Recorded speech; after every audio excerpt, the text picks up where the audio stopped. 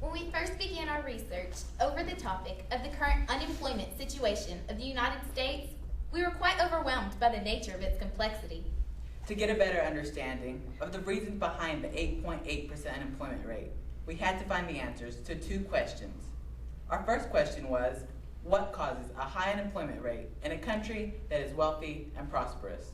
Our second question was, what is being done to create the jobs that will put Americans back to work?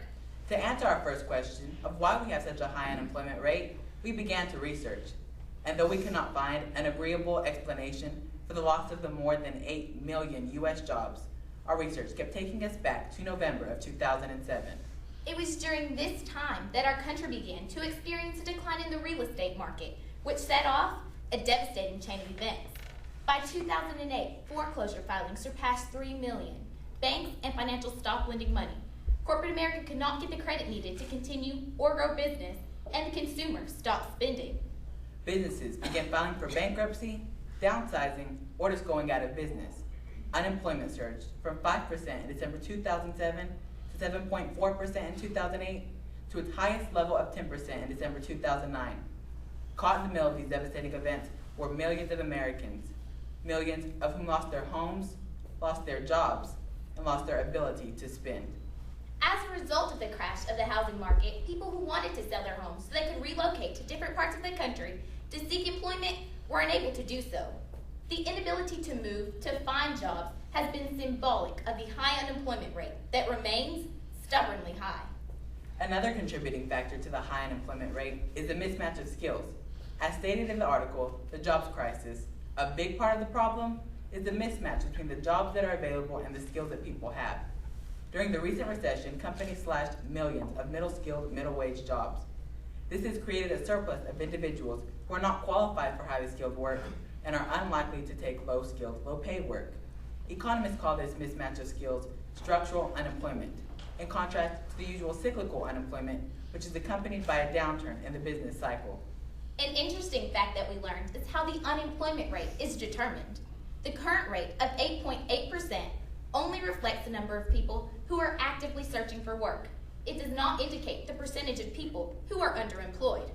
By definition, the underemployed are people who are working part-time instead of full-time in positions that are below their skill and experience level. The current underemployment rate is at 18.9%.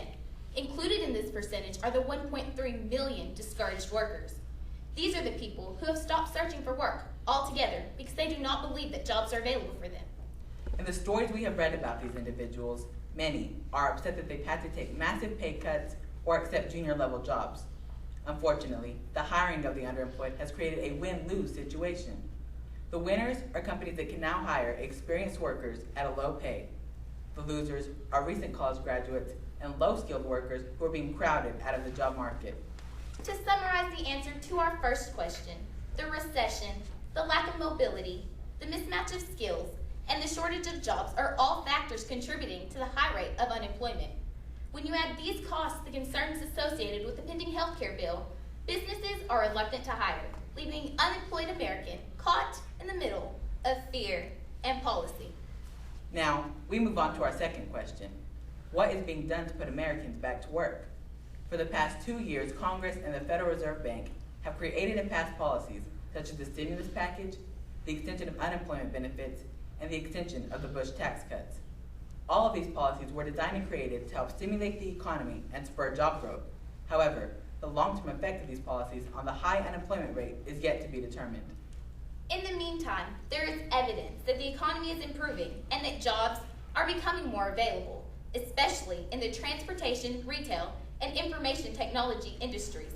However, until people gain the opportunity to match their skills with current and future jobs, and until more jobs become available, the unemployed American will remain caught in the middle. Thank you.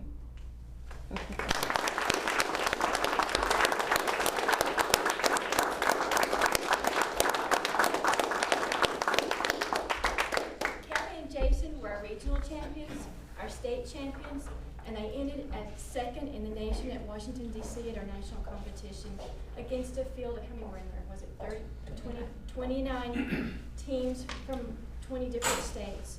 And so I'm just proud of them. They're just fabulous.